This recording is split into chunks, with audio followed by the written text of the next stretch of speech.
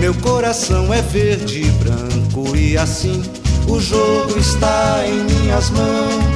Alô, torcida americana! Bom dia, boa tarde, boa noite. Meu nome é Bruno Alverde e esse é o podcast Coração Verde e Branco, seu podcast de quinta. Senhoras e senhores, estamos de volta agora para o 62º episódio deste nosso podcast, que chega à sua terceira temporada. E eu volto depois de uma semana aí, né? Fiquei um tempo fora. Justamente na quinta-feira passada eu comemorei 41 anos e decidi tirar um tempo para fazer minhas orações, minhas reflexões, né? Eu fiz uma trilha num distrito aqui perto, né? O distrito de Lavras Novas, é bastante conhecido. Fiz uma trilha lá sozinho, morrendo de medo de ter um ataque cardíaco e morrer no meio da trilha lá. Mas foi um tempo legal de contemplação da natureza, de contemplar as obras do Criador, né? E de reencontrar-me comigo mesmo. Então, tirei esse tempo para descanso e agora volto para comentar os jogos do nosso querido América. E hoje o filme que nos inspirará aqui gravo na quinta-feira, dia 23 de maio, né? Então provavelmente vai ao ar no final da quinta. Muitos de vocês assistirão aí na sexta-feira, tal. No clima de sextou, né, digamos assim, um filme aí que nos inspira, né, e talvez você possa assistir no domingo, já que não vai ter futebol, é o Poderoso Chefão. E aí, né, todo mundo sabe, Poderoso Chefão são lá quase 10, 12 horas de filme, né, são 3 filmes, mas eu, quebrando um pouco o que era de se esperar, eu não vou falar do primeiro Poderoso Chefão. Vou falar do segundo filme, que é um filme de 1974, dirigido pelo Coppola, né, o Francis Ford Coppola, que colocou no filme a filha, o filho e sei lá mais quantas pessoas que ele foi que ele foi colocando ali em papéis secundários, né? E esse Poderoso Chefão, ele tem, né, o Al Pacino de novo, né, como ele já estava no primeiro, né, e agora ele aparece novamente como o Michael Corleone, né, o Robert De Niro, que faz o jovem Vito Corleone chegando na América, né, e o Robert Duvall, que é o Consigliere, né, que são alguns dos principais personagens desse filme, os principais atores que estão nesse filme, né. É uma obra-prima desses filmes gigantes, né? Que a gente fica vendo lá, até esquece que tá vendo, né? Normalmente eu gosto muito de assistir, eu assisto pelo menos uma vez por ano, eu divido ele, assim, numas 3, 4 partes, né? Até porque tem algumas cenas de violência absurda, eu não gosto de assistir perto da minha filha, então eu tenho que dividir, assim, aproveitar que ela tá dormindo e assistir um pouquinho. Então, lá, obra-prima, grande pra caramba, tal. E ele é muito interessante porque ele conta 2 histórias, né? Então, de certa forma, ele é o prelúdio do primeiro filme, né? E ele é uma sequência do primeiro filme, que ele conta uma história anterior, né, ao primeiro filme, que é a chegada do Vito Corleone, a fuga do Vito da Itália, os motivos que levaram a família dele, né, que tinha outro nome lá na Itália lá, a fugir da cidade de Corleone, por que eles vieram para a América. E também né, o primeiro filme termina com a morte do Vito Corleone, né? E o Mike, né, que é o Al Pacino, assumindo as funções de chefe da família. Então esse segundo filme vai mostrar como que o Mike Corleone vai chegar ao poder, né? Como que ele vai administrar a sua família ali, seguindo os passos de seu pai, né? E aí, esse filme é interessante que tinha uma incerteza, né? Não se sabia se seria possível fazer uma sequência do primeiro filme que também fosse sucesso, né? Que o primeiro filme foi um escândalo na época, né? Tipo assim, foi um grande sucesso comercial. Marcou a época já, né? Mas acabou que, sei lá, fizeram o filme, né? E o filme foi super premiado, ganhou 6 Oscars, ganhou melhor filme, melhor diretor, um tanto de coisa. E quase sempre ele é citado como uma das melhores sequências da história do cinema, assim, porque ele às vezes em certa medida, eu acho ele até melhor do que o primeiro filme, né? Justamente por trazer essa história do Vito Corleone jovem, eu acho muito interessante aquela Nova York do começo da década de 20 e tal. E aí, né, mas assim, uma das histórias, talvez a história que atravessa todo esse segundo filme, é a relação do Mike com o Fredo, né? Então, o Vito Corleone teve 4 filhos e adotou mais um, né? Ele teve o Fredo, o Santino, o Mike, a Connie e adotou o Tom Hagen, que é o conselheiro lá, interpretado pelo Robert Duvall. O que aconteceu? Ainda em vida, ainda quando o Vitor estava vivo, o Santino morreu. O Santino foi assassinado, né? Só que o Fredo, que seria o irmão mais velho e naturalmente seria o chefe da família, né, o novo Dom, com a morte do Vito Corleone, foi considerado já por seu pai como incompetente para essa função, né? Dá a entender ali que o Fredo tem alguns problemas mentais e tudo, né? Ele é meio atrapalhado com os negócios e tal. E acaba que a chefia da família, né, cai nas mãos do Mike, né? Que seria então o terceiro filho homem mais velho. Ele que assume a família. E o Fredo nunca aceitou isso muito bem, ficou um pouco ressentido de ser mais velho e não ter assumido a família. E ele deixava transparecer isso para as pessoas. E aí ele ignora uma das admoestações lá feita por seu pai, né? O Vitor Corleone, no primeiro filme, fala com o Santino assim: nunca deixe os outros saberem o que você está pensando. E essas frases fazem parte de todo o imaginário, toda a cultura popular que se desenvolveu em torno do filme, né? Essas frases clássicas do filme, né? Que nem a proposta irrecusável e tal, né? Então o Vitor fala pro Santino: nunca deixe os outros saber o que você está pensando. E o Fredo, né, tendo lá a inspiração do Vitor, nunca seguiu esse conselho, né? Então todo mundo sabia que ele ficou ressentido com o Mike e acabou que ele foi ali assediado pelos inimigos da família, né, pelos inimigos do Mike, para conspirar pela morte do seu irmão, o Mike, né?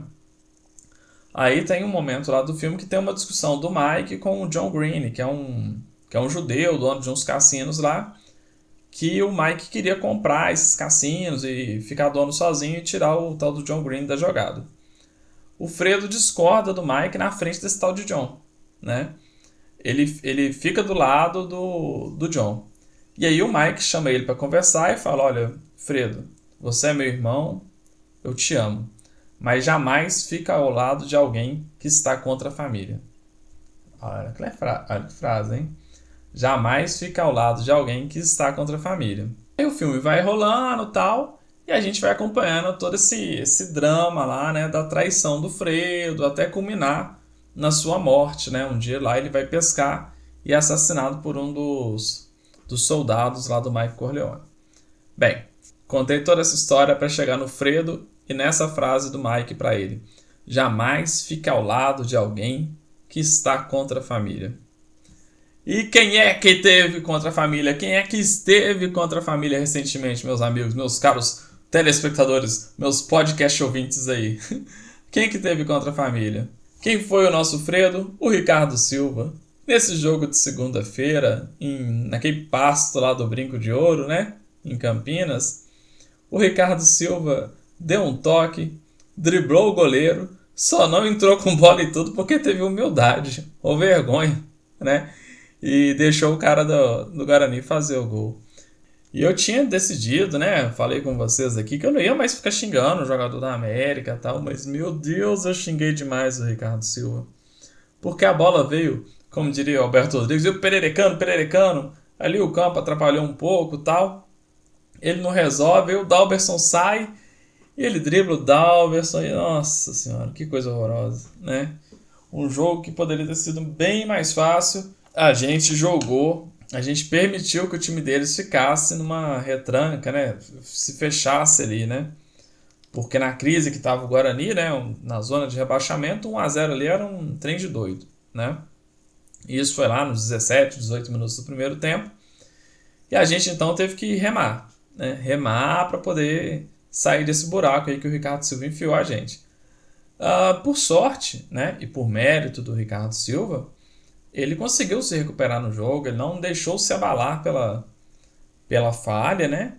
E a gente conseguiu sair do buraco, né? A gente, lá com 30 minutos a gente já fez um gol, e mais adiante eu vou falar desse gol, né?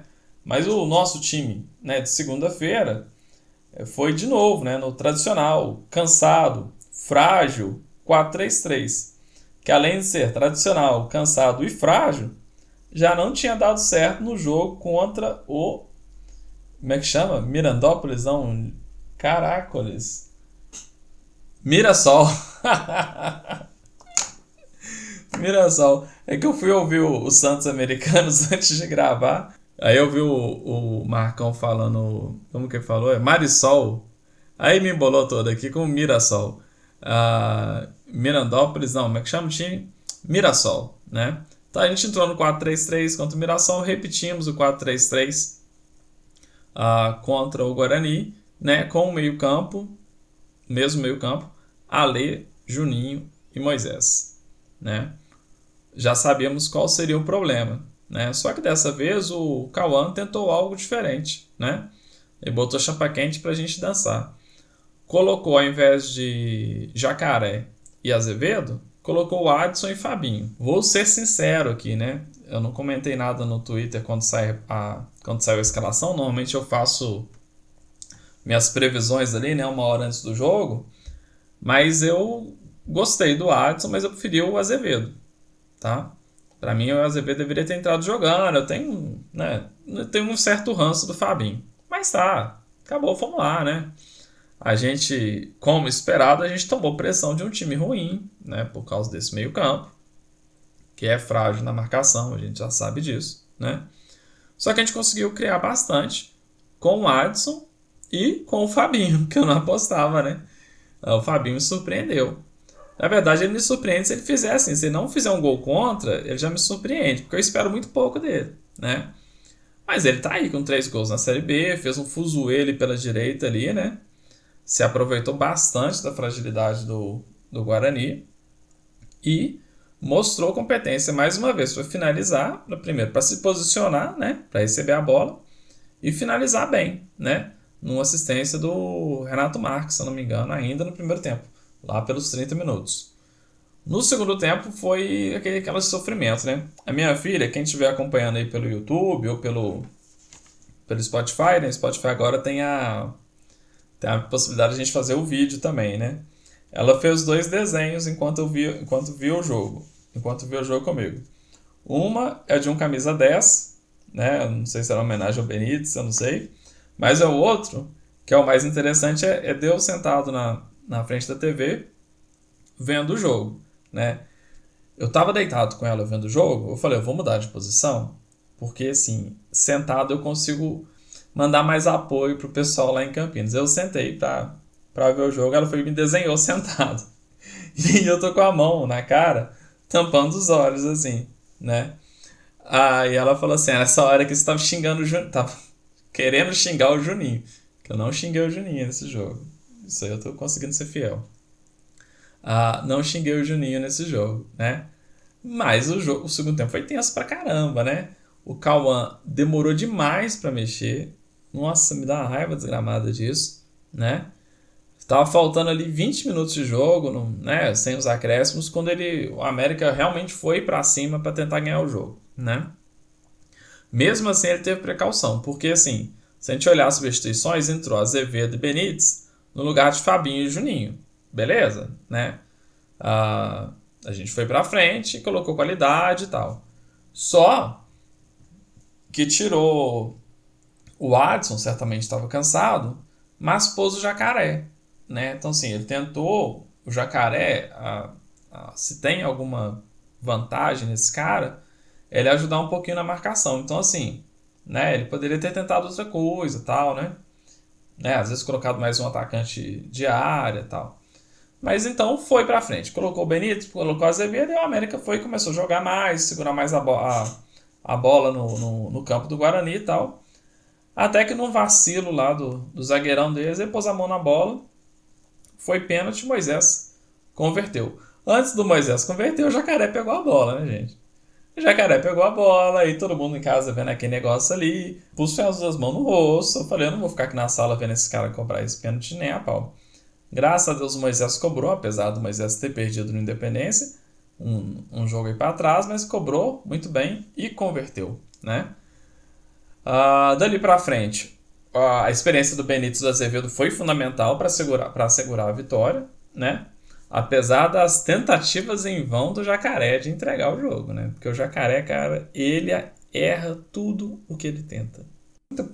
Pouca gente se movimentando, né? Azevedo e Benítez só, o resto todo mundo meio paradão, né? Um pouco complicado isso. Talvez seja por isso que o Juninho tenha lugar nesse time, né? Porque apesar das suas falhas, né? E o narrador da Sport TV, todo jogo ele fala que o Juninho é um jogador completo. E precisão no passe é com ele, né? Ele trata bem a bola. Não é, gente, né? O Juninho tem lá seus méritos, evidentemente. É veloz, né? Tá no lugar certo na hora certa para fazer a coisa errada. Mas se tem uma coisa que ele falha é no passe e na qualidade de finalização, né? Mas deixa pra lá, né? Isso não estou xingando, estou apenas criticando o Juninho, né? Curioso e interessante que a gente terminou, eu não lembro qual foi a última vez que isso aconteceu, mas eu acho que aconteceu mais uma outra vez já no Brasileiro. A gente terminou o jogo sem a Lei, sem Juninho em campo, né? O que é muito bom, que mostra que o Cauã tem tido a coragem para substituí-los, né? Quando eles estão cansados ou então quando eles estão falhando. Então, muito bom, é uma evolução, né? Mancini não tinha essa coragem. Amanhã, né, sexta-feira, a gente vai jogar contra o Santos. E eu tô muito frustrado de não poder ir nesse jogo, né? Não poder estar em BH. Aqui em casa a gente está pensando seriamente de mudar de volta para Belo Horizonte, né? Tem 11 anos que a gente... Olha eu dando vacilo do Fredo, hein? Deixando vocês saberem aquilo que eu tô pensando. Tem 11 anos que a gente está em Ouro Branco, a gente está pensando seriamente em voltar para BH, sabe? E quando a gente discute isso aqui, eu só penso em poder estar mais perto da América e ir nesses jogos de meio de semana, cara. Porque aqui no interior, eu vou te falar, você ir num jogo 9h30 da noite, cara, é um sofrimento, né? E você chega em casa quase 1h da manhã, tá? É meio tenso. Mas aí, contra o glorioso alvinegro praiano, é ganhar. Dentro de casa, ganhar, vai ser difícil, lógico, mas o Santos é freguês. E garantir o nosso lugar no G4 para mais uma rodada, né? Quem sabe até mesmo a gente não consiga ficar na liderança ao fim da rodada, né? A nossa campanha, né? A gente é bem crítico com o nosso time, mas é uma campanha boa até agora. Estamos invictos, né? A gente não tem lá um futebol brilhante, mas a gente tem demonstrado ser um time acertadinho, bem treinado, em evolução, né?